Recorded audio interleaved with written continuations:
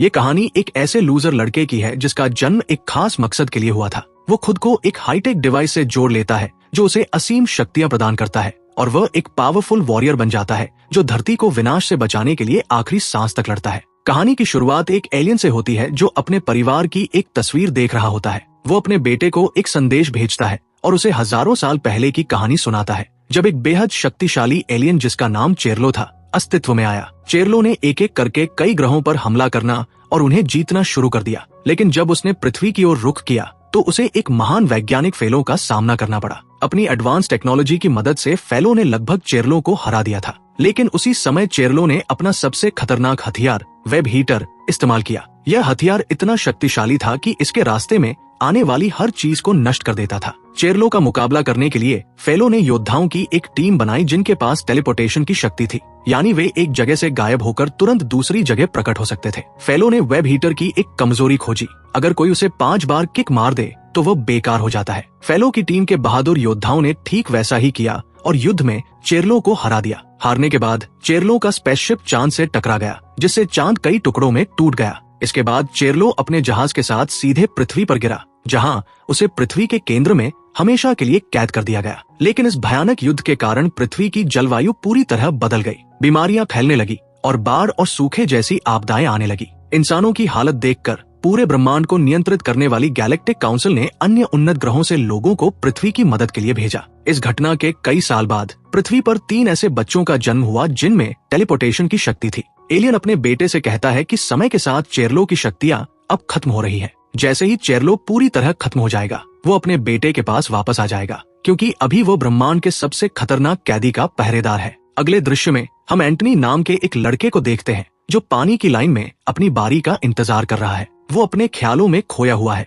अचानक वेलाया नाम की एक छिपी हुई एलियन उस पर एक खंभा गिराकर उसे मारने की कोशिश करती है। एंटनी किसी तरह खुद को बचा लेता है। असल में वेलाया चेरलो की बेटी है। चेरलो पृथ्वी की जेल से भागने के लिए एक बायोलॉजिकल हथियार बना रहा है, जिसके लिए उसे कुछ खास इंसानों के प्रोटोजोन मटेरियल की जरूरत है और एंटनी उन्हीं में से एक है। चेरलो अपनी बेटी वेलाया से कहता है कि उसके पास अब सिर्फ 2 वेब हीटर बचे हैं। अगर वे खत्म हो गए तो वह भी खत्म हो जाएगा, इसलिए देर होने से पहले उसे उस इंसान से प्रोटोजोन लाना होगा। अगले दृश्य में एक विशाल स्टेडियम दिखाया जाता है जहाँ एक अनोखा खेल हो रहा है। दरअसल फेलो ने चेरलो के जहाज के ठीक ऊपर ये स्टेडियम बनाया था और वेब हीटर को किक मारने को एक खेल में बदल दिया था। जब भी चेरलो भागने के लिए वेब हीटर भेजता, खिलाड़ी उसे किक मारकर निष्क्रिय कर देते। इस तरह धीरे धीरे चेरलो की शक्ति कम होती जा रही थी। ये खेल इतना लोकप्रिय हो गया था कि लोग अपना काम छोड़कर इसे देखने लगे थे। दूसरी तरफ एंटनी एक दुकान पर नौकरी मांगने जाता है, लेकिन दुकानदार मैच देखने में इतना व्यस्त होता है कि उसे भगा देता है। एंटनी इस खेल से नफरत करता है और इसी वजह से उसका दुकानदार से झगड़ा हो जाता है। अगले दृश्य में कॉस्मोबॉल गैलेक्टिक लीग दिखाई जाती है, जहाँ 2 टीमें आमने सामने हैं। एक तरफ पृथ्वी के बहादुर खिलाड़ी हैं और दूसरी तरफ दूसरे ग्रहों के खतरनाक एलियन। मैच अपने चरम पर है और रोमांच चरम सीमा पर पहुंच चुका है। मानव टीम जीत के बहुत करीब होती है। तभी एक एलियन खिलाड़ी अद्भुत फुर्ती दिखाते हुए कॉस्मोबॉल को इतनी ताकत से किक मारता है कि एलियन टीम जीत जाती है। इंसानों को करारी हार मिलती है। ये खेल इतना लोकप्रिय हो चुका है कि पूरी दुनिया के लोग सांस रोककर इसे देख रहे हैं। इसी बीच पृथ्वी के अंदर गहराई में चेरलो अपनी आखिरी कोशिश कर रहा है। वह एक नया वेब हीटर बना रहा होता है, लेकिन तभी गार्ड एलियंस अपनी विशाल मशीनों से उसे पकड़ लेते हैं। हर बार की तरह उसे स्टेडियम भेजने की तैयारी होती है ताकि उसे निष्क्रिय किया जा सके, लेकिन इससे पहले कि गार्ड उसे भेज पाते, चेरलो वेब हीटर की शक्ति से मशीनों को नष्ट कर देता है और सभी गार्ड्स को मार देता है। वो अपनी कैद से निकलने ही वाला होता है, तभी एक घायल गार्ड हिम्मत दिखाता है और वेब हीटर को कंट्रोल करके स्टेडियम की ओर लॉन्च कर देता है। वह तुरंत फेलो को सूचना देता है, जो पहले से ही स्टेडियम में मौजूद होता है। अगले ही पल वेब हीटर मैदान के बीच में गिरता है और एक नई जंग शुरू हो जाती है। दोनों टीमें पूरी ताकत से उसे किक मारकर निष्क्रिय करने की कोशिश करती है। इस जबरदस्त संघर्ष के बीच पृथ्वी की खिलाड़ी नताशा एक शानदार शॉट मारती है और वेब हीटर को निष्क्रिय कर देती है। इस जीत के साथ पृथ्वी पहली बार फाइनल में पहुंचती है। हार के बाद वेब हीटर एक अंधेरे गड्ढे में गिर जाता है, जहां पहले से कई पुराने वेब हीटर पड़े होते हैं। ये देखकर चेरलो गुस्से से भर जाता है, क्योंकि अब उसके पास सिर्फ एक आखिरी वेब हीटर बचा है। दूसरी तरफ पूरी दुनिया जीत का जश्न मना रही है, लेकिन एंटनी उदास होकर शहर की सड़कों पर भटक रहा है। तभी एक घोषणा होती है कि टीम आम लोगों में से एक नए खिलाड़ी की तलाश कर रही है। एंटनी इसे नजरअंदाज कर देता है, क्योंकि वह इस खेल से नफरत करता है। जब वह घर पहुंचता है तो अपनी माँ को बेहोश देखकर चौंक जाता है। वह पूरे दिन टीवी के सामने बैठकर इस खेल में इतनी खो गई थी कि उसकी तबीयत खराब हो गई। एंटनी तुरंत दवा लेने के लिए मेडिकल स्टोर भागता है, लेकिन दुकान बंद होती है। तभी अन्या नाम की एक लड़की आती है और दुकान का दरवाजा तोड़कर दवाइयाँ चुराती है। मजबूरी में एंटनी भी अंदर जाकर अपनी माँ के लिए दवा लेता है। तभी पुलिस आ जाती है और दोनों भागकर एक बेसमेंट में छिप जाते हैं। बातचीत के दौरान अन्या कहती है कि वह भी इस खेल से नफरत करती है। ये सुनकर एंटनी उससे जुड़ाव महसूस करता है और दोनों दोस्त बन जाते हैं। लेकिन जैसे ही एंटनी जाता है, अन्या अपना असली रूप दिखाती है। वो और कोई नहीं बल्कि वेलाया होती है, चेरलो की बेटी। ये सब उसकी योजना का हिस्सा था। वह चुपके से एंटनी के बाल का एक स्ट्रैंड लेकर अपने पिता को देती है। चेरलो एंटनी के डीएनए से एक सीरम बनाता है और उसे अपने हथियार में डालता है, लेकिन वह कुछ समय बाद फेल हो जाता है। गुस्से में आकर चेरलो वेलाया को आदेश देता है कि वह एंटनी को खत्म कर दे और उसके क्रोमोसोम्स लेकर आए। जब एंटनी घर लौटता है तो वह महान वैज्ञानिक फेलो और उसकी टीम को वहां देखकर चौंक जाता है। फेलो को पता चल चुका होता है कि एंटनी के पास टेलीपोर्टेशन की शक्ति है और वह उसे अपनी टीम का चौथा सदस्य बनाना चाहता है। पहले एंटनी मना कर देता है, लेकिन जब फेलो उसकी माँ को ठीक करने का वादा करता है तो वो उनके साथ जाने के लिए तैयार हो जाता है। अगले दृश्य में एंटनी ट्रेनिंग ग्राउंड पर पहुंचता है, जहां हाईटेक मशीनें और एडवांस टेक्नोलॉजी देखकर वह हैरान रह जाता है। उसकी कठिन ट्रेनिंग शुरू होती है। एक दिन जब नताशा उसके घर पर उसकी माँ का इलाज कर रही होती है, एक लड़का आता है और कहता है कि अन्या उसे बुला रही है। एंटनी तुरंत उससे मिलने जाता है। अन्या उसे बहकाने की कोशिश करती है, लेकिन एंटनी खुद को संभाल लेता है। फिर अन्या उसे एक लकड़ी का टुकड़ा देती है और कहती है कि वह जानती है कि वो इस खेल से नफरत करता है। वो उसे कहती है कि बस इसे मैदान में फेंक दे और पूरा खेल खत्म हो जाएगा, जिससे वो अपनी पुरानी शांत जिंदगी में लौट सकेगा। तभी नताशा वहां पहुंचती है और एंटनी को मैच में ले जाती है। उस दिन उनका मुकाबला अमेजोनियन से होता है। जैसे ही एंटनी मैदान में उतरता है, वह चुपके से लकड़ी का टुकड़ा गिरा देता है। हजारों लोग नए खिलाड़ी के लिए चीयर करते हैं, लेकिन एंटनी को इस खेल में कोई दिलचस्पी नहीं होती। मैच शुरू होते ही वह एक जगह मूर्ति की तरह खड़ा रहता है। लोग उसे ट्रोल करने लगते हैं और गालियां देने लगते हैं, लेकिन उसे कोई फर्क नहीं पड़ता। तभी एक जलती हुई कॉस्मिक बॉल उसकी ओर तेजी से बढ़ती है, लेकिन उससे पहले कि वह उसे लगे, फेलो उसे निष्क्रिय कर देता है। मैच रुक जाने पर भीड़ फेलो की आलोचना करने लगती है। एंटनी गुस्से में फेलो से कहता है कि उसने उसकी माँ के इलाज के बारे में झूठ बोला। तब नताशा उसे एक होलोग्राफिक वीडियो दिखाती है, जिसमें उसकी माँ पहले से काफी बेहतर दिख रही होती है। ये देखकर एंटनी को राहत मिलती है और वो आखिरकार फेलो के साथ आगे बढ़ने के लिए तैयार हो जाता है। फेलो उसे उस सीक्रेट जगह पर ले जाता है जहाँ सभी निष्क्रिय किए गए वेब हीटर पड़े होते हैं। वहाँ फेलो उसे एक ऐसी सच्चाई बताता है जिसके बारे में उसे अब तक पता नहीं था। वह एंटनी को बताता है कि जिसे वह एक साधारण गेंद समझता था, वो दरअसल एक विनाशकारी हथियार है जिसमें अपार ऊर्जा भरी हुई है। वो उसे एक वीडियो क्लिप दिखाता है जिसमें एक अकेला वेब हीटर विशाल मशीनों को खिलौनों की तरह नष्ट कर देता है और गार्ड्स को मार देता है। ये देखकर एंटनी डर जाता है। तब फेलो उसे इतिहास बताता है कि कैसे चेरनो नाम का एक वैज्ञानिक अपनी लालच और जुनून की वजह से लाखों लोगों का हत्यारा बन गया। उसने अपनी मशीनों को चलाने के लिए ग्रहों से ऊर्जा निकालना शुरू कर दिया, जिससे कई दुनियाओं का विनाश हो गया। हजारों साल पहले एक महान युद्ध के दौरान चेरनो का जहाज पृथ्वी के केंद्र में गिर गया, जहां उसे कैद कर दिया गया। आखिरकार फेलो सच बताता है कि ये स्टेडियम उसी जेल के ठीक ऊपर बना हुआ है। जब भी चेरनो भागने की कोशिश करता है, उनकी मशीनें उसके वेब हीटर को इस मैदान में भेज देती है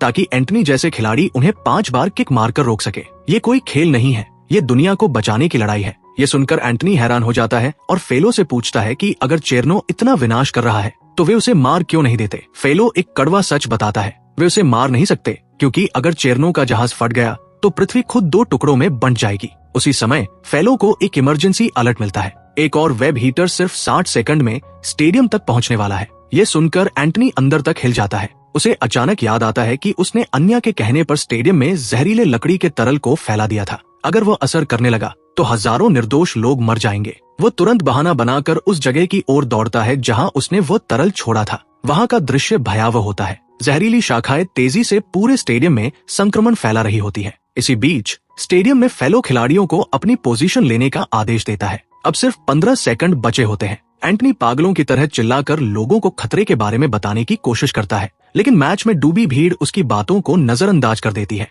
आखिरकार वो फेलो तक पहुंचता है और उसे संक्रमण के बारे में बताता है। फेलो पूरी ताकत लगाकर इस जहरीले फैलाव को रोकने की कोशिश करता है, लेकिन सब कुछ नाकाम हो जाता है। उसी समय वेब हीटर स्टेडियम में प्रवेश करता है और उसकी शक्तिशाली कंपन से सुरक्षात्मक कांच टूटने लगता है। फेलो तुरंत एक्शन लेता है और स्टेडियम खाली करवाता है। हाईटेक मशीनें तेजी से बाहर आकर वेब हीटर को चारों तरफ से घेर लेती है। इस अफरातफरी के बीच एक छोटा जहाज जहरीली शाखाओं में फंस जाता है। नताशा अपनी जान जोखिम में डालकर उन्हें बचाने की कोशिश करती है, लेकिन शाखाएं इतनी मजबूत होती हैं कि वे मशीनों के कंट्रोल सिस्टम को नुकसान पहुंचाने लगती है। चेरनो इसी पल का इंतजार कर रहा था। जैसे ही कंट्रोल खत्म होता है, वेब हीटर आजाद हो जाता है। एक अमेजोनियन खिलाड़ी उसे किक मारकर उसकी दिशा बदलने की कोशिश करता है, लेकिन वह सीधे नताशा की ओर मुड़ जाता है। इससे पहले कि वेब हीटर उसे राख बना दे, एंटनी बिजली की रफ्तार से दौड़ता है और उसे वहां से हटा देता है। मौका देखकर एंटनी लगातार 3 जोरदार किक मारता है, लेकिन 5वीं किक मारने से पहले ही वह गिरने लगता है। तभी नताशा उसे हवा में पकड़ लेती है। फिर पृथ्वी का खिलाड़ी पेले आखिरी किक मारता है और वेब हीटर अंततः नष्ट हो जाता है। एक बार फिर चेरनो की उम्मीदें टूट जाती है। जब फेलो देखता है कि एंटनी 3 किक मारने के बाद भी जिंदा है, तो वो हैरान रह जाता है। इसी बीच एंटनी अपनी माँ की दवा को लेकर चिंतित होकर अन्या के पास जाता है, लेकिन ये एक जाल होता है। अन्या उस पर फ्रीजिंग गैस स्प्रे करती है, जिससे उसका शरीर पत्थर की तरह सख्त हो जाता है। अब अन्या अपना असली रूप दिखाती है और बेरहमी से एंटनी के क्रोमोसोम्स निकालकर अपने पिता को भेज देती है। एंटनी का वफादार डिवाइस दीवारों से खुद को छुड़ाकर उसे बचाने दौड़ता है। फेलो और नताशा भी उसके पीछे भागते हैं, लेकिन तब तक बहुत देर हो चुकी होती है। पृथ्वी के अंदर गहराई में चेरनो उन क्रोमोसोम्स का इस्तेमाल करके एक खतरनाक सीरम बनाता है। जैसे ही वो उस सीरम को अपने एक्सपेरिमेंटल अंडे में इंजेक्ट करता है, एक विशाल और भयानक जीव पैदा होता है। एक ऐसा प्राणी जो पूरी दुनिया को निगल जाने के लिए तैयार है। एंटनी का छोटा डिवाइस, जिसे वह एक साधारण मशीन समझता था, किसी तरह उसके पास पहुंच जाता है। अपने दोस्त को बेहोश हालत में देखकर वो अपनी सारी शक्ति का इस्तेमाल करके एंटनी को ठीक कर देता है। एंटनी बच जाता है, लेकिन वो वफादार डिवाइस खुद निष्क्रिय होकर गिर जाता है। उसी समय पृथ्वी के अंदर एक भयानक हलचल होती है। चेरनो उस विशाल जीव में खुद को मिला देता है और उसे मशीन की तरह नियंत्रित करने लगता है। जब फेलो और नताशा वहां पहुंचते हैं, तो फेलो समझ जाता है कि यही वह जगह है जहां चेरनो अपनी साजिशों को अंजाम दे रहा था। जब फेलो एंटनी से सवाल करता है, तो वो अपनी गलती मान लेता है कि उसने लालच में आकर स्टेडियम में जहरीला तरल फैलाया था। अचानक चेरनो का होलोग्राफिक संदेश गूंजता है, मैं वापस आ गया हूँ फेलो, और इस बार तुम्हारी हार तय है। नताशा एंटनी को उसका डिवाइस देती है और कहती है कि उसने उसके लिए खुद को कुर्बान कर दिया। जब फेलो बाहर जाता है, तो वह देखता है कि चेरनो का वो विशाल जीव पूरे शहर को मलबे में बदल रहा है। अपनी अपार शक्ति से वह हजारों वेब हीटर बॉल्स बना रहा है। फेलो पूरी दुनिया के सामने आकर सच्चाई बताता है, जिसे लोग खेल समझते थे, वो असल में मौत की बारिश है। हजारों वेब हीटर पृथ्वी को नष्ट करने वाले हैं, लेकिन वे आखिरी सांस तक लड़ेंगे। पूरी दुनिया में दहशत फैल जाती है। दूसरी तरफ एंटनी घर पर हार मानकर बैठा होता है। तभी उसकी माँ उसे हिम्मत देती है और कहती है कि आज दुनिया को एक खिलाड़ी नहीं, बल्कि उसकी जरूरत है। फेलो गैलेक्टिक काउंसिल से मदद मांगता है। अंतरिक्ष से हजारों वॉरशिप्स चेरनो के बायो वेपन को घेर लेते हैं, लेकिन उसकी शक्ति के सामने वे बेकार साबित होते हैं। वो उन्हें खिलौनों की तरह नष्ट कर देता है। मैदान में खिलाड़ी असहाय होते हैं, क्योंकि वेब हीटर बॉल्स की संख्या बहुत ज्यादा होती है। पूरा शहर जल रहा होता है। ये सब देखकर एंटनी टूट जाता है। पहली बार वो अपने छोटे डिवाइस का नाम मोगली रखता है और उससे एक गहरा रिश्ता बना लेता है। वो लोगों की मदद करने निकल पड़ता है। उसकी माँ एक पुलिस ऑफिसर के साथ सुरक्षित जगह पर छिप जाती है। सड़कों पर एंटनी वेब हीटर बॉल्स को किक मारकर रोकने की कोशिश करता है। तभी एक तेज रफ्तार वेब हीटर उसे जोर से टक्कर मारता है और दूर फेंक देता है, लेकिन चोटिल होने की बजाय उसके शरीर में आग जैसी ऊर्जा बहने लगती है। वो आखिरकार अपनी असली शक्तियों को महसूस करने लगता है। तभी उसका दोस्त मोगली खुद को ठीक करके वापस आ जाता है। मोगली एंटनी के साथ मिलकर उसे एक शक्तिशाली कवच प्रदान करता है। अब एंटनी सिर्फ एक लड़का नहीं रहा, वो पृथ्वी को बचाने वाला अंतिम योद्धा बन चुका है। युद्ध के मैदान में जहां बाकी योद्धा हार मान रहे होते हैं, एंटनी एक चमत्कार कर देता है। हजारों विनाशकारी वेब हीटर बॉल्स को रोकने के बजाय वो मोगली की मदद से उन्हें अपने अंदर समाने लगता है। पूरी दुनिया यह देखकर स्तब्ध रह जाती है। एंटनी अब सिर्फ एक खिलाड़ी नहीं, बल्कि ऊर्जा का सागर बन चुका है। इसी बीच फेलो और नताशा अपनी जान जोखिम में डालकर सीधे चेरनो के विशाल बायो वेपन के अंदर प्रवेश करते हैं। अंदर फेलो और चेरनो के बीच भयंकर युद्ध शुरू होता है। फेलो जीत के करीब होता है, लेकिन अचानक चेरनो की बेटी फ्रीजिंग गैस स्प्रे कर देती है, जिससे उसका शरीर पत्थर बन जाता है। जैसे ही चेरनो फेलो को मारने के लिए हाथ उठाता है, एंटनी वहां पहुंच जाता है। वह चेरनो की बेटी को पकड़ लेता है और फेलो को छोड़ने की मांग करता है, लेकिन चेरनो की क्रूरता की कोई सीमा नहीं होती। वो अपनी ही बेटी को मार देता है और फिर फेलो को भी खत्म कर देता है। फेलो की मौत के बाद एंटनी खुद को उस जीव के अंदर फंसा हुआ पाता है। मरते समय अन्या एंटनी को एक राज बताती है। वो कहती है कि ये जीव उसी के अस्तित्व से बना है, उसे इसे महसूस करना होगा और इससे जुड़ने की कोशिश करनी होगी। एंटनी अपनी आंखें बंद करता है और उस जीव की आत्मा से जुड़ जाता है। अगले ही पल उसे एहसास होता है कि ये भयानक राक्षस दरअसल एक मासूम बच्चा है, जिसे चेरनो नियंत्रित कर रहा है। चेरनो एक बार फिर उस जीव को नियंत्रित करके एंटनी को कुचलने की कोशिश करता है, लेकिन इस बार वह मासूम प्राणी अपने असली पिता एंटनी को पहचान लेता है। वह चेरनो के नियंत्रण से मुक्त हो जाता है और उसे अंदर से ही जला देता है। चेरनो की मौत के साथ ही शहर की ओर बढ़ रहे सभी वेब हीटर बॉल्स तुरंत निष्क्रिय होकर गिर जाते हैं। विनाश का अंत हो जाता है और दुनिया पूरी तरह बर्बाद होने से बच जाती है। युद्ध के बाद दुनिया बदल चुकी होती है। नताशा को पृथ्वी काउंसिल का नया प्रमुख चुना जाता है। एंटनी अपनी शक्तियों और उस बायो क्रिएचर की मदद से चांद के टूटे हुए टुकड़ों को फिर से जोड़ देता है। कहानी के अंत में एंटनी अपनी माँ नताशा और अपने अनोखे दोस्त के साथ एक खुशहाल जिंदगी शुरू करता है। अब पृथ्वी सुरक्षित है और उसका रक्षक आखिरकार अपने असली मकसद को पा चुका है।